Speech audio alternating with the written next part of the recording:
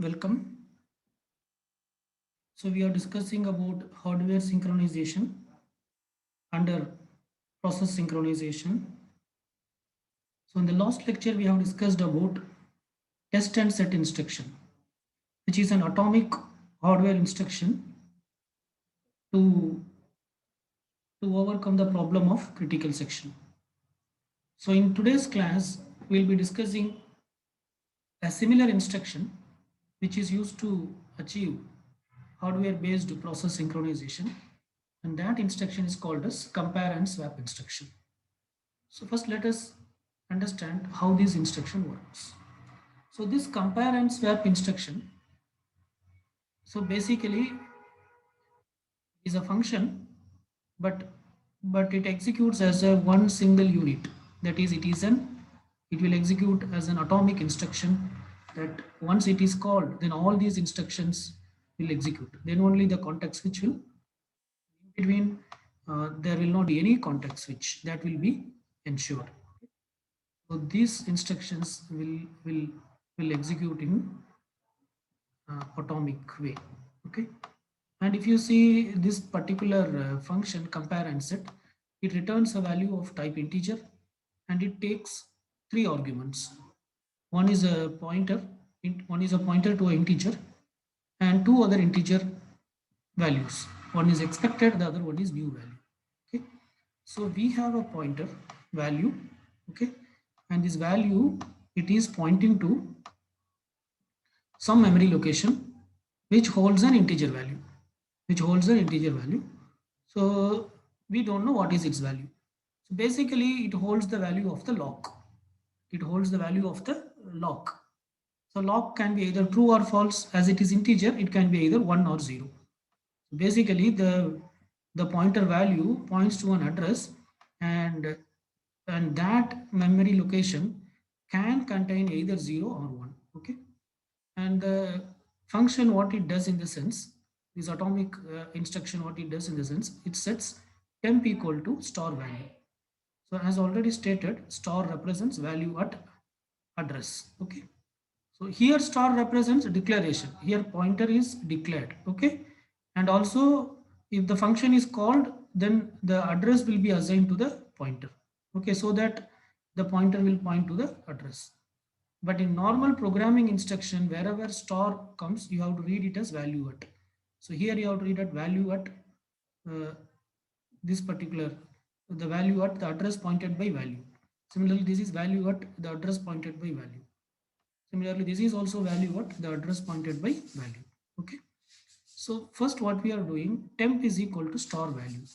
So there is a temporary variable of type integer, and that will be holding the value what, star value. So star represents value at the location pointed by value.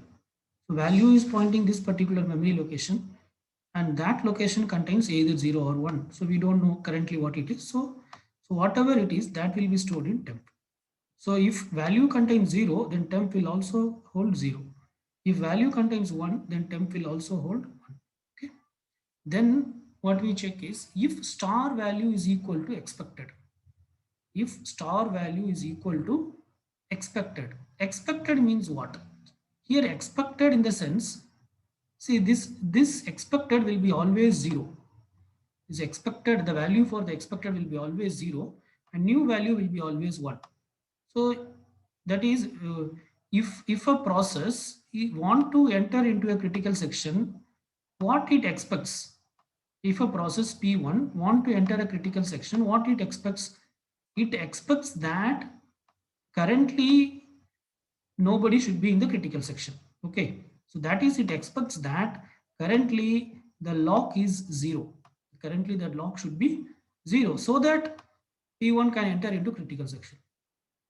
If a process P1 want to enter the critical section, what it expects? It expects lock to be 0 so that it can enter. If lock is 1, it cannot enter. So this expected value, whenever this compare and swap is being called, the expected value will be passed a value 0. Okay, and the new value will be always 1.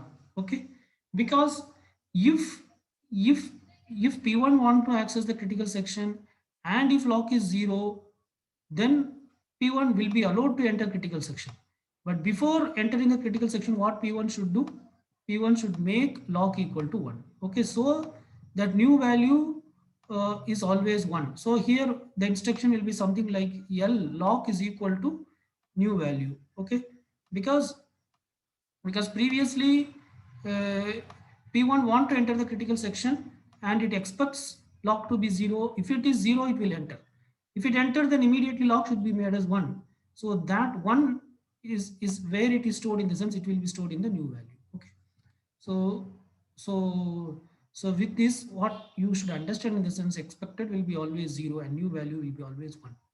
So the next if condition, it checks whether star value is equal to expected. So star value represents value at the location pointed by value. So value at this location can be either 0 or 1. You cannot, but this expected will be always 0. Okay. So let us consider both the cases. Let us consider one by one case. Currently, initially, let us assume value as 0. Okay, that is star value, that is the value is a pointer. Okay, the value at the location pointed by value is 0. Okay, then obviously what will be temp will also be 0.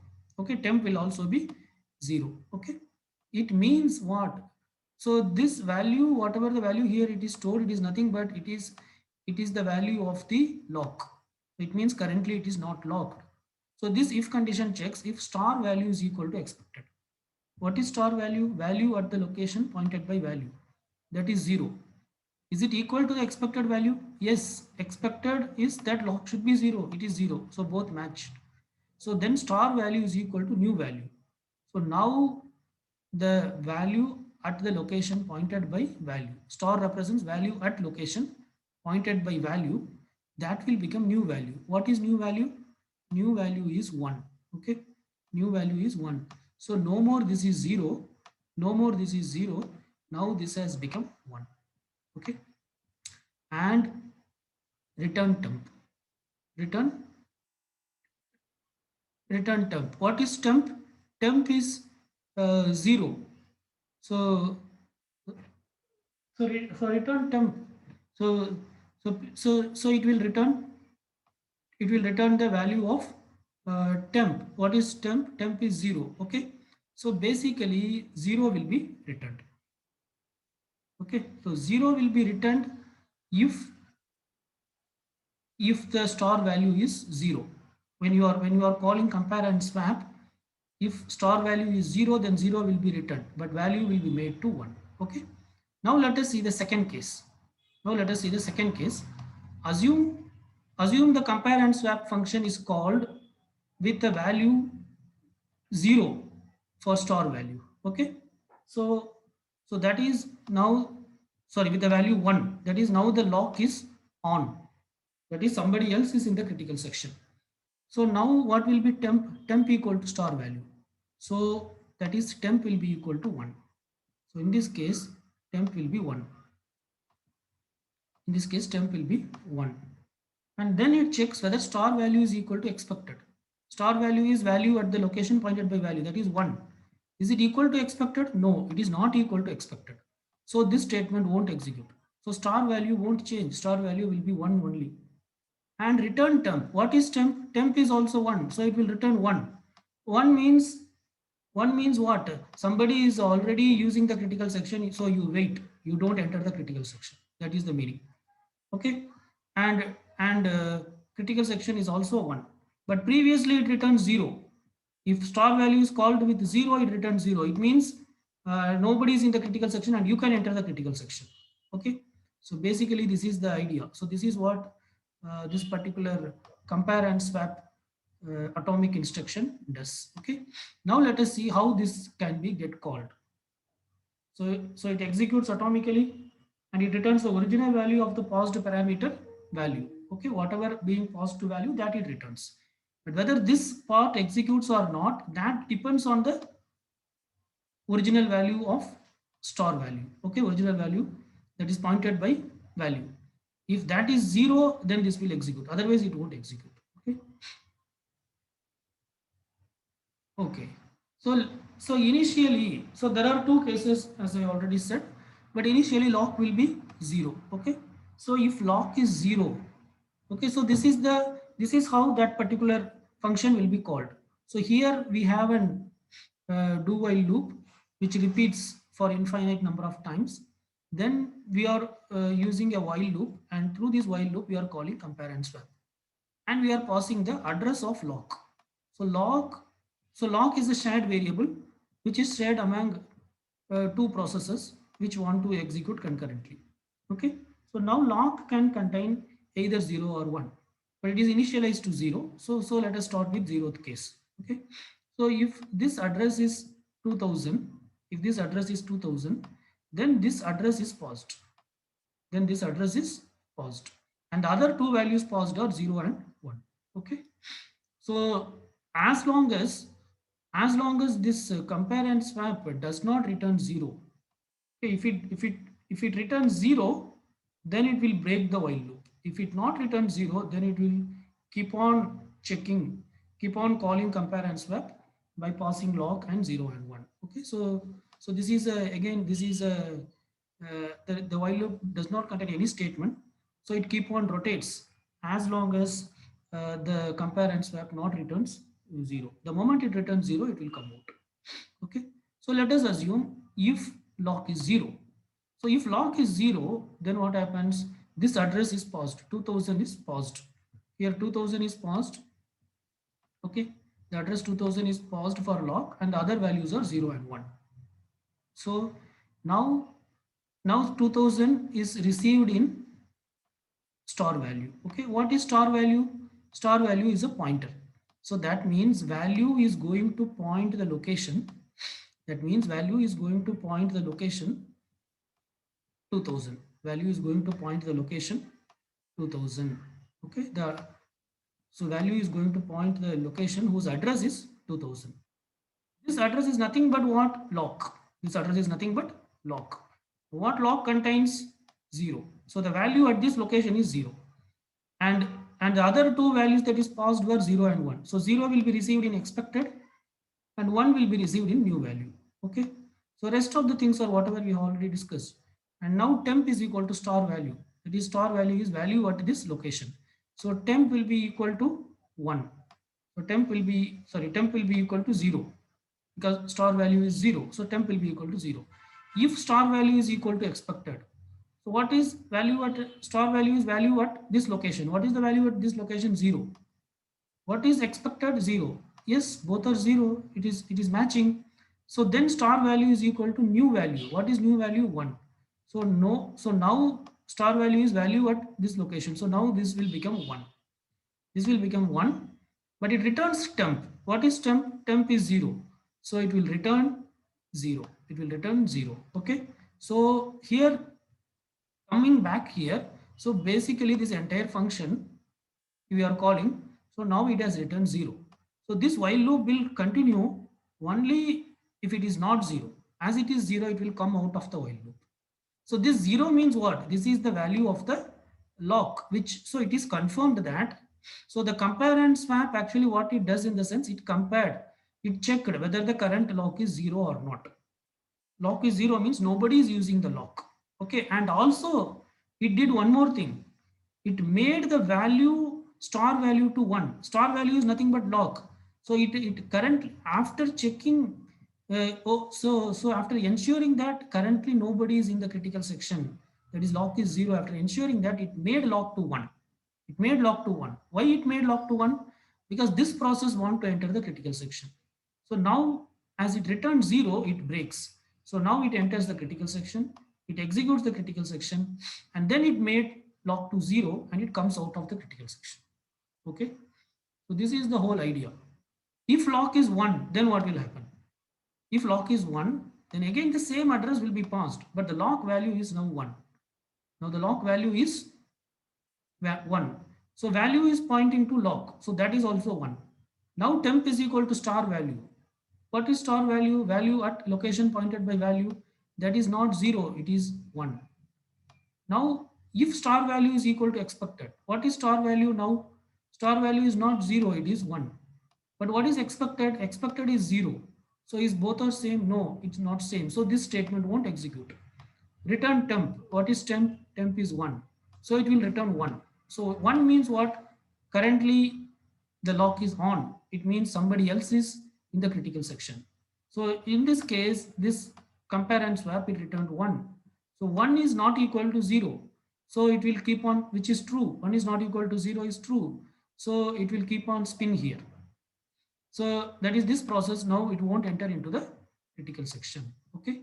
So this is how the compare and swap instruction works. And this is how it ensures that concurrency is achieved. Okay. So this is also hardware based synchronization where the compare and swap is executed as one single atomic instruction. Okay. Fine. So we have discussed two instructions based on what you call hardware synchronization, test and set and compare and swap. But the drawback with these instructions is that it is basically designed for only two processes, this compare and swap and test and set. It satisfies two conditions of what you call it. It satisfies the two conditions of the solution for critical section problem. That is, it satisfied the condition of mutual exclusion and also progress. That is, it ensures mutual exclusion. That is, if one process is in the critical section, then other process will not be in the critical section. And also it ensures progress. That is, no process will be waiting indefinitely to enter into critical section. Okay. And the third condition is bounded wait.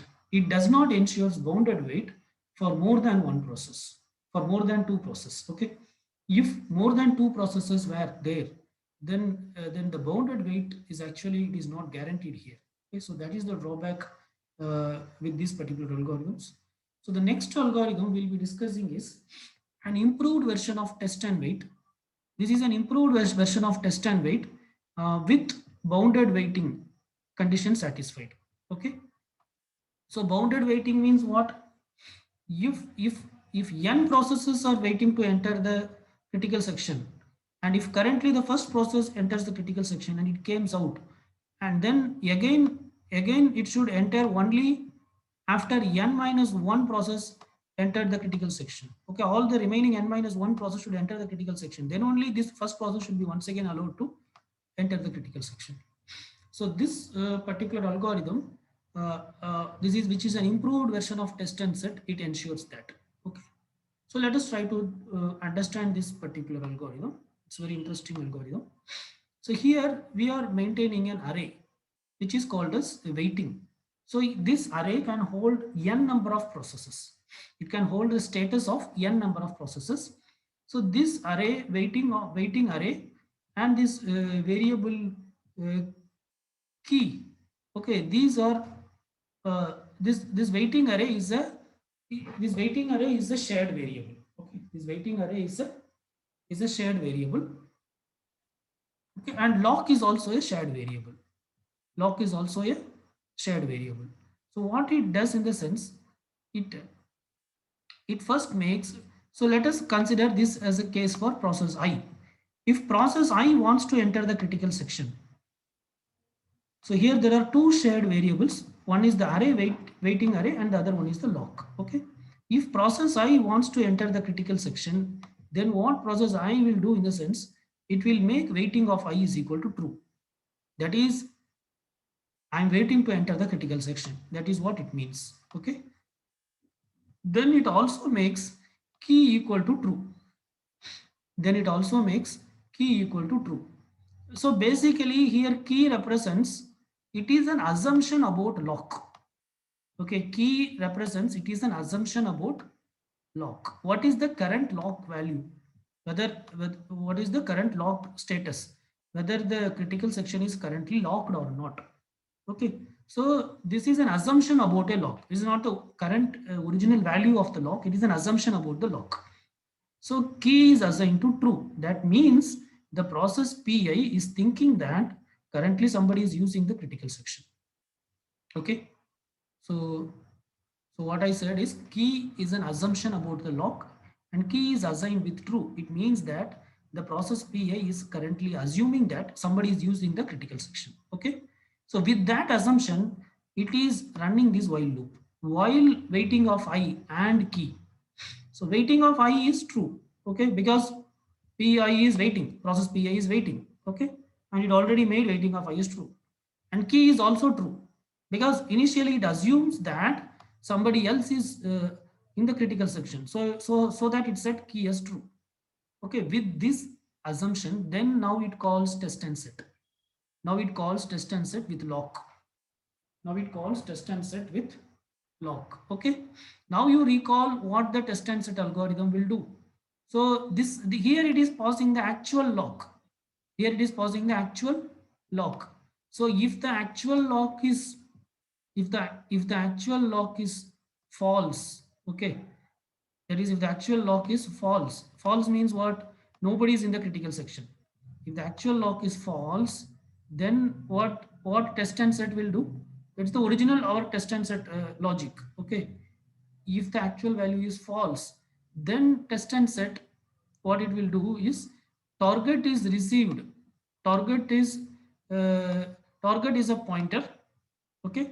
So that is pointing to some address. That is pointing to some address. Okay. So and that address contains what? That address contains false. Okay. So if you go back here and refer,